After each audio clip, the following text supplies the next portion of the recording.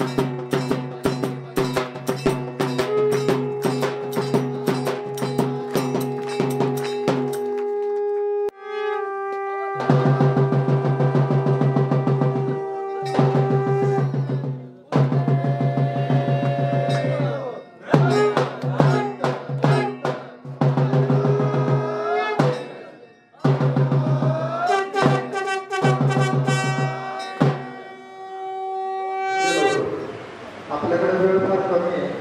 सगळ्यांनी पुढे तिकडे खुर्चीवर बसलेले अगदी माझ्या पायाला अडचण आहे येऊन बसा. कोणाला काही मेडिकल अडचण असेल तिथं माग पंकज बाबा पंकज बाबा पंकज बाबा पुढे नको बसा. इकडे बाजूला बसलेले सगळे इकडे पुढं या. कोण आहे अजून तुम्ही पण या इकडं. इथल्या गाणं टाकलेलं पाहिलं का तुम्ही?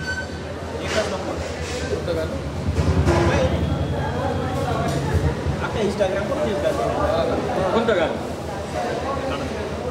नंबर बसलोय तर गुरुच्या दरबारात जे काही बाकीचा संसार आहे जी काही बाकीची माया आहे ती बाहेर सोडून दे.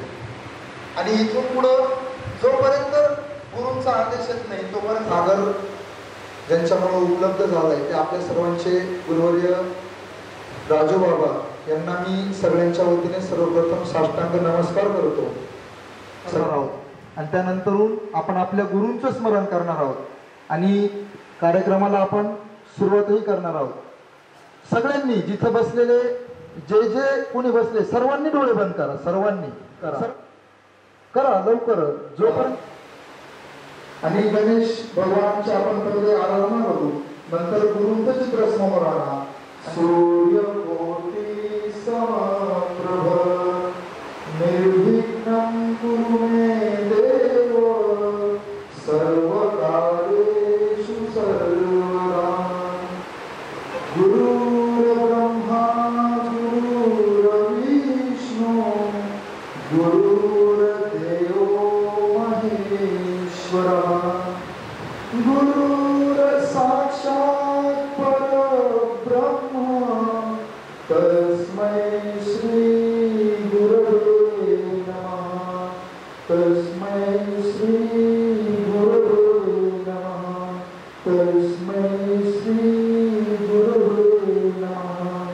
हरि ओम. चैतन्य सद्गुरु रामदास बाबा की, सद्गुरु गुरुवर्य श्री राजू बाबा की. अध्यक्षवार आपल्याला येत नाही मला. मी माईक खाली ठेवून आवाज देतो मग बघू कोणाचं असते. हरि ओम. चैतन्य सद्गुरु रामदास बाबा की जय. राजू बाबा की जय. ओम नमो देशी. खऱ्या अर्थानं आजच्या ह्या कार्यक्रमाची सुरुवात गणेशाला वंदन करून आपल्या गुरुला स्मरून आणि आपल्या इष्टदेवाचं आपण नेहमी म्हणतो शुभमकरोति कल्याणम आरोग्यम संपदा. त्याप्रमाणे ही जी ज्योत आहे ती ज्योतच सर्व स्वरूप आहे. त्या ज्योतीपासूनच सर्व सुरुवात आहे. ज्योतिर्मय स्वरूप आहे असं आपण म्हणतो ते सर्व स्वरूप परंतुच्या रामदास बाबांच्या प्रतिमेचा पुष्पार्पण, त्याचबरोबर अध्याय, अनेक ओव्या, अनेक गीते, अनेक पिक्चर, अनेक मूवीज असतील, वेब सिरीज असतील, अनेक गोष्टी या गुरूंसाठी आतापर्यंत प्रदर्शित झालेल्या आहेत. पण अजूनही त्या गोष्टी थांबत नाही.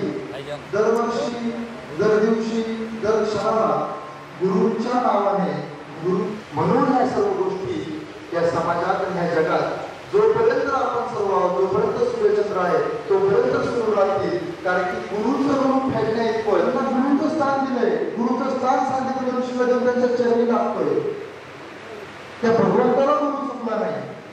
पुढे आणखी आमचं पण नाव घेतलं पाहिजे, आम्हाला पण काहीतरी सांगितलं पाहिजे. रामदास सर म्हणजे बरोबर ठीक आहे. आता मी माझ्या गोष्टीत बदल करतो. शेवटी गुरु असतो, शिष्याच्या आग्रहापोटी प्रेमापोटी बदल करतो आणि बदल केला. मग सांगितला त्या पायाला मोठ्या आकारात सूज आलेली असं दिसत होण्यासाठी, आणि ती कोणीतरी लवकर काढा नाही, काढा लवकर काढा. त्या पुढीतली जी घाण आहे ती गेल्याशिवाय माझ्या मला चेन पडणार नाही. सर्व शिष्य व्यापून झाले, गुरुला त्रास होतोय, सगळं करायचंय. एखादी पटकन काहीतरी अवतार घेतला, मी करतो. पण ही घाण आहे, ही घाण तुमच्या तोंडाने घ्या आणि ती बाहेर टाका, तरच ते दुःख माझं मिटल आणि वेदना माझ्या मिटतील. घाण तोंडाने दिसली आणि कल्याण स्वामींनी विचारलं काय झालं काय. अचानक मागच्या एका गुरुकडून काही आवाज असं झालं. कल्याण स्वामी तिथून निघाले, डायरेक्ट गुरुच्या चरणी जाऊन बसले आणि जिथे ती घाण झाली होती तिथं तोंड लावलं आणि ते काढायला लागले. आता सगळ्यांना वाटलं तोंड लावलंय, आता ते काढता म्हणजे बाहेर लागलं पाहिजे ना, घाण आहे ती. पण ते ओठ चाटायला लागले. काय झालं काही कळना मला. मग त्यावेळेस रामदास स्वामी तो आंबाला बोललेला होता. म्हणजे गुरुचा आदेश पाळणं आणि गुरुचा शब्द पाळणं त्यात किती अंतर आहे. जे शिष्य सांगत होते की तुम्ही आमचं नाव घेत नाही, नाव घेत नाही, याचं उत्तर त्या ठिकाणी. आणखी पुढे जाऊ आपण, तो मागे जाऊ. गावागावात प्रत्येकाच्या गावात असं कोणी आहे का माझ्या गावात मारुतीचं मंदिर नाही, असं कोणी आहे का इथं. एखादा अपवाद असेल तर ठीक आहे, पण प्रत्येक गावात मारुतीचं मंदिर आहे. पण प्रत्येक गावात रामाचं मंदिर नाहीये, आहे का. एखाद्या गावात प्रत्येक गावात रामाचं मंदिर आहे का, नाही. पण प्रत्येक गावात मारुतीचं मंदिर आहे. असं का असं. तर हनुमंताची गुरुभक्ती इतकी श्रेष्ठ होती, इतकी श्रेष्ठ होती की त्याला जरी पुजलं तरी त्या गुरुला पुजलं जाईल. म्हणून प्रत्येक गावागावीचं हनुमानाचे मंदिर झाले. पण ती गुरुभक्ती कशी होती हो. एक प्रसंग घडला, रामायणाचा भाग संपला आणि हनुमंतांना आता रामांना आणि सीता मातेला तर जायचं होतं पुढच्या युगात. आता हनुमंतांना कसं नाही, ते चिरंजीवी होते. मग हनुमंतांना न्यायचं कसं. मग ते बरोबर आमचं समाज करायला लागले, आक्रोश करायला लागले, रडायला लागले. नाही नाही नाही जायचं मी तुमच्या बरोबर आहे, तुम्हाला वाटायचं माहिती तर पारायण तुमच्या बरोबर असं सगळं झालं. भगवान आणि आपले लक्ष्मण भैया म्हणजे त्यांचं ते नाव म्हणजे अंगठी त्याची खाली टाकली थांबतो जरा माझ्या अंगठी घेऊन. हनुमंत सीता माता समुद्राच्या मार्गाद्वारे पुढच्या युगात निघून गेले आणि तिथे गेल्यावर हनुमंत तिथं फार मोठा अंगठ्यांचा ढिगारा आहे. तिथे एक उरलेला नाग होता, शेष राहिलेला एक नाग तिथं होता. म्हणून शेष नागाने सांगितलं ह्याही वेळेस तुला तुझ्या गुरुनी सुकांडी दिली आणि तुझे गुरु पुढच्या जन्मात निघून गेले. तिथे त्यांनी बघितलं करायला मोठा अंगठा. पण हनुमंत नाराज नाही झाले. म्हणजे विचार करा अंगठ्यांचा काय लागलेला होता, ढिगारा होता. मोठे मोठे डोंगर अंगठे. सोहळ्यामध्ये रामदास बाबांनी दिलेला जो शब्द आहे तो म्हणजे तुम्ही माझी वारी करा, तुमची वारी करण्याचं काम माझं आहे. वर्षानुवर्ष सद्गुरू रामदास बाबा पाळताय, त्याच्यामुळे आपण किती दिवस तो शब्द पाळायचा ते आता आपल्यावर आहे. आणि ह्या दिंडीमध्ये जे जे काही फलित होतं किंवा जे जे काही घडतं त्या सगळ्यांचा ओझरता आढावा आपण ह्या गुरुपौर्णिमेच्या कार्यक्रमात घेत असतो. तोही त्यांनी दिलेल्या सहकार्याचं, त्यांनी केलेल्या कार्याचं गुरुच त्यांचं कौतुक करत असतात. म्हणजे इथेही आपण बाबाजींनी संधी नाही का तुम्ही माझं कौतुक करा, इथेही तेच आपलं कौतुक करताय. त्या सगळ्या पालखीच्या सोहळ्यामध्ये गेले 5 वर्ष झालं पालखी सोहळा सुरू आहे. काही जण 5 वर्षापासून असतील, काही जण 4 वर्षापासून असतील, काही 3 वर्षांपासून असतील. पण गेल्या 3 वर्षापासून माझ्या माहितीप्रमाणे मी तर स्वतः 3 वर्षापासून आहे. पहिले ते 2 वर्ष जे काही पालखीची सुरुवात होती ती म्हणजे आपले मार्गदर्शक केशव बापू यांनी अवघ्या 10-15 जणांच्या सोबतीने सुरू केली पालखी आणि तिचं बघितलं आता 4 दिवसापूर्वीचं विशालगुरु हे भाग्य आपल्याला केशव बापूंमुळे लाभलं. पण या सगळ्या पालखीला सुरुवातीपासून तर आतापर्यंत काही लोकांनी आपल्याला मदत केल्या, काही लोकांनी सहकार्य केले. त्या सर्वांची कृतज्ञता व्यक्त करणं आपलं कर्तव्य आहे. म्हणून त्या सर्वांची कृतज्ञता व्यक्त करण्याच्या दिशेने आता आपण जात आहोत. या पालखीमध्ये एक उपक्रम राबवला गेला, तो वेळेस पहिल्यांदाच होता. ह्या पालखीच्या सोहळा पार पडल्यानंतर कदाचित तुमच्यापैकी कोणी परतीच्या प्रवासात कोणाला भेटलं आणि त्या वारीला त्यांनी रामदास बाबांची वारी तर म्हटले, आणखी त्याला जसं निवृत्तीनाथ नामदेव त्याच्यानंतर सोपानंतबाई यांच्या वारीबरोबर पालखीबरोबर जशी निर्मल वारी साधली तशीच तुमची वारी दिसली असंही म्हणले, ती निर्मल वारी दिसली असंही म्हणले. का म्हणले माहिती का?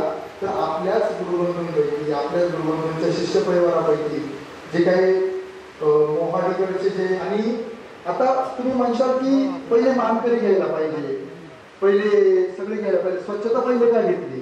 तर त्याचंही कारण आहे की आखे घ्यायचे, पण एक संत चंद्रशेखर परंपरेचा आहे. अच्छा, सगळ्या गुरु शिष्य परंपरेत आपण सगळे आलेत आहोत. या नरदेहाला जोपर्यंत गुरु होत नाही तोपर्यंत ह्या नरदेहाचा सदुपयोगही होत नाही. या नरदेहाला गुरु प्राप्त झाल्यानंतर काय करावं, गुरुला भेटल्यावर काय गुरुकडून घ्यावं, असे काही प्रश्न आहे का? तर नक्कीच आहे. याचाही विचार सगळ्यांनी करा. या सगळ्या गोष्टी गुरु शिष्य परंपरेतल्या आहेत. अकरा वाचायचा आणि रात्री कीर्तनाला उभं राहायचा, दिवसभर समाज स्वच्छ करायचा, जागा स्वच्छ करायची आणि रात्रीच्या कीर्तनात मन स्वच्छ करायचा. ते गाडगे बाबा होते. त्यांच्या एकाही वारीत ते कधी विठ्ठलाच्या मंदिरातही गेले नाही. टीमचं प्रतिनिधित्व म्हणून मी बाबाजींना विनंती करेल की त्या टीमच्या प्रतिनिधित्वातून बापू उगले यांना साल श्रीफळ देऊन त्यांचा सत्कार करावा.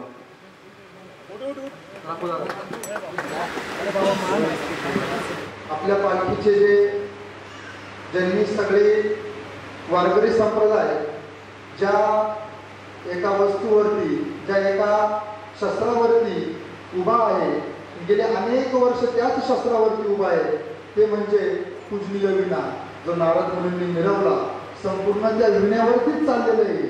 सगळी सृष्टी विण्यावर चाललेली आहे. अभ्यास केला तर कळेल की विण्या घेऊन वाल्मिकीला वाल्याचं वाल्मिकी करायलाही नारायण चालते. महाराज यांचा सत्कार बाबाजींनी करावा अशी त्यांना विनंती करतो. त्याच्यानंतर जे असतील त्यांनी पुढे या. मोनू महाराज मुळे यांनीही उत्कृष्ट गायनाची साथ या ठिकाणी आपल्याला दिली. खरं तर तुम्ही सर्वांनी बघितलेलं असेल की गेल्या जाधव वैकुंठवासी मास्तर बाबा गुरुकुल, मोहन महाराज जाधव वैकुंठवासी मास्तर बाबा गुरुकुल इथले ते सर्व विद्यार्थी आहेत. गेले 3 वर्षांपासून ते आपल्याकडं येत आहे.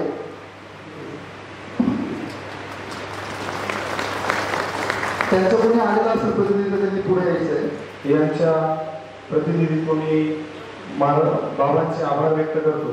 त्यांनी आमच्या या संस्थेला भरभरून असं मार्गदर्शन, आमचं वर्षभरामध्ये भरपूर मार्गदर्शन असतं. आम्ही जी समस्या बाबांपर्यंत पोहोचवली ती समस्या बाबा निश्चितपणे आमची पूर्ण करतात आणि इथून पुढेही बाबा आमची ही जी समस्या असेल ती पूर्ण करतील अशी आम्हाला पूर्णपणे आशा आहे.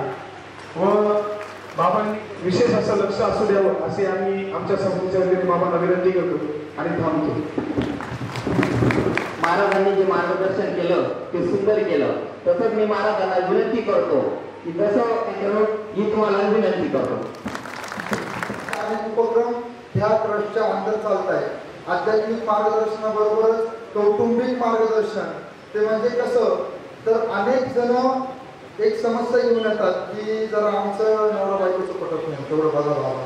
बाबाजींनी त्याच क्षणी सांगतात, हा रामदास बाबांचा दरबार आहे, हा लोकांचे संसार जोडण्यासाठी तयार झालेला आहे, लोकांचे संसार तोडण्यासाठी तयार झालेला नाही. तर असं एक कार्य गेले अनेक वर्ष आपलं चालू आहे.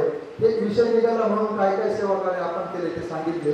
त्यानंतरून त्या सुरुवातीच्या पहिल्याच ठेप्याला, पहिल्याच मुक्कामाला आपली राहण्याची जी व्यवस्था झाली त्याचबरोबर तिथलं जे काही आपलं वावरणं होतं, तिथलं पाणी उपलब्ध करून देणं असेल, तिथं राहण्यासाठी सोयीसुविधा करून देणं असेल, ते ज्यांनी केलं ते जनता विद्यालय मुंजवड यांचे जे संचालक मंडळ या ठिकाणी आलेले आहे त्यांनाही मी विनंती करतो की त्यांनी कृपया स्टेजकडे येऊन याची देखील त्यांचे डोळा दिसावं.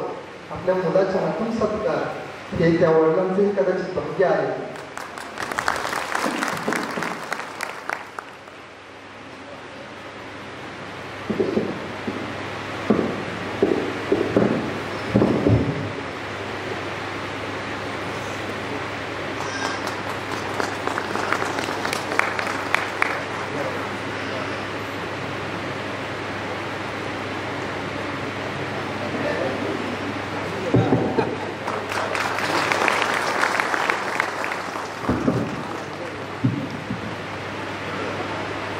त्यानंतर चोपदार म्हणून ज्यांनी भूमिका निभावली ते आपले सर्वांचे लाडके निलेश महाराज यांनी आपलं नारळ घ्यायला पुढे यायचंय.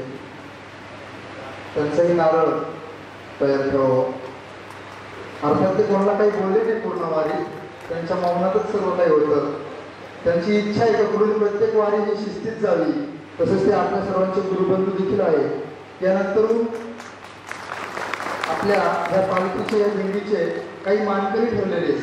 त्याच्यामध्ये पताक्याचे जे मानकरी आहेत ते भरपूर जण आहेत, पण त्या भरपूर जणांपैकी मुंजवडपर्यंत आणि तिथून पुढे परत बेसपर्यंत पायी जातात. त्यांच्याबरोबरही अनेक जण असतात. ते पुढे मी सांगतो की कोण कोण त्यांना जोडलं जातं. सांगलीवरून समाधान भाऊ आहेत, त्यांनी पुढे यायचंय सन्मान स्वीकारला. सांगलीपासून ते चालत येत असतात. तेजस पाटील नगरसूरवरून ते त्यांच्याबरोबर भाऊसाहेब भाऊ नगरसूरवरून येत असतात. समाधान आहे तेजस भाऊ पाटील त्यांनी पुढे यायचे. रवींद्र भाऊ देवरे, वसंत सोनवणे सर आणि निर्मला नर्सरी नारायण बागुल याच्यापैकी जे जे त्यांनी पुढे यायचंय. ज्यावेळेस भाऊसाहेब भाऊ घरून उपलब्ध करत असतात हे आपल्याच परिवारातले सर्व गुरुबंधू आहेत. अजून त्यापैकी उपस्थित असलेले सोनवणे सर, रवींद्र भाऊ देवरे आणि निर्मला नर्सरी नारायण भाऊ बागुल हे आलेले असतील. त्यांनी पुढे येऊन सत्कार स्वीकारायचा आहे. हे या दिंडीसाठी येत असतात. आजूबाबा चौगाव हे आहेत, त्यांनी कृपया पुढे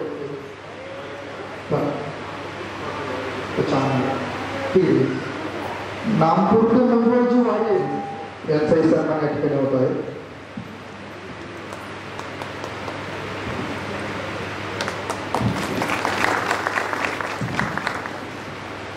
त्यानंतर खूप खूप शुभेच्छा.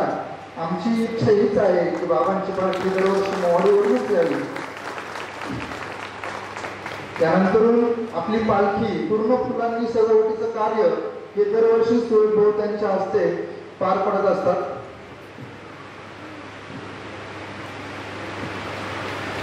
त्यानंतर इच्छा आहे. त्यानंतर सूरज वसंत जाधव व मित्र परिवार बर्डे शिवार, सूरज भाऊ वसंत जाधव व मित्र परिवार बर्डे शिवार यांच्यातून कोणी आलेला आहे त्यांनी पुढे यायचं आहे. सर्व व्यवस्था त्यांनी लोकवर्गणीतून ती गोळा केली आणि लोकवर्गणीतून तिथला रस्ता पालखी मार्गासाठी सुलभ करून दिला. तिथले झाडं झुडपं व्यवस्थित कापून चुकून पालखी जाण्यासाठी व्यवस्थित रस्ता त्या ठिकाणी करून दिला. त्यांना कळलं पाहिजे की ती लस्सी आपल्याला कोणी पाजली. तर ते जयेश भाऊ निकम यांनी ती लस्सी आपल्या सर्वांसाठी ठेवली होती. त्यापैकी कोणी त्यांच्या परिवारापैकी कोणी असेल तर त्यांनी तो सत्कार स्वीकारण्यासाठी पुढे यायचा आहे. जयेश भाऊ निकम यांच्या परिवारात कोणी असेल तर त्यांनी तो सत्कार स्वीकारायला पुढे यायचा आहे. त्या ठिकाणी खजुराचंही वाटप झालं. त्यांचं नाव आता आपल्याकडे नाहीये पण त्यांचे आभार. त्यानंतर दादाजी निंबा बोरसे, मुकुंद निंबा बोरसे मोरेवाडी यांनी व्यासपीठाकडे यायचं आहे. श्री दादाजी निंबा बोरसे, श्री मुकुंद निंबा बोरसे यांनीही व्यासपीठाकडे यायचं आहे. मोरेवाडी येथे त्यांनी चहापान दिलेला होता. त्यानंतर पुढचे काही नावं वाचतोय ते या ठिकाणी नाही पण त्यांचा नामोल्लेख करणं गरजेचं आहे. चंद्रशेखर पवार खामखेडा शेवाळे वस्ती यांनी फराळ व चहापाणी ठेवलेलं होतं. श्री पंढरीनाथ नारायण शेवाळे भादवन यांनी कृपया व्यासपीठाकडे यायचं आहे. श्री बाळासाहेब भिकाजी जाधव भादवन यांनी चहा पाण्याची व्यवस्था त्या ठिकाणी आपल्या सर्वांसाठी जाधव भागवन यांचा सन्मान होत आहे.